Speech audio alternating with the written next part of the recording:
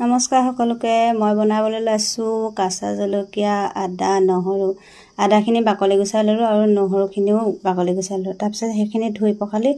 ৰ'দত শুকুৱাই ল'লোঁ ইয়াত আকৌ পানীখিনি একেবাৰে থাকিব নালাগিব দেই পুৰা ধুনীয়াকৈ শুকান হ'ব লাগিব আদাখিনি ভিতৰতো পানী থাকে সেইকাৰণে সৰু সৰুকৈ কুটি আকৌ ৰ'দত দি ল'লোঁ এইখিনি আকৌ বাকলিখিনি গুচাই লোৱাৰ পিছত এয়া মানে মছলাখিনি যোগাৰ কৰি দিলোঁ ৰঙা জলকীয়া সৰিয়হৰ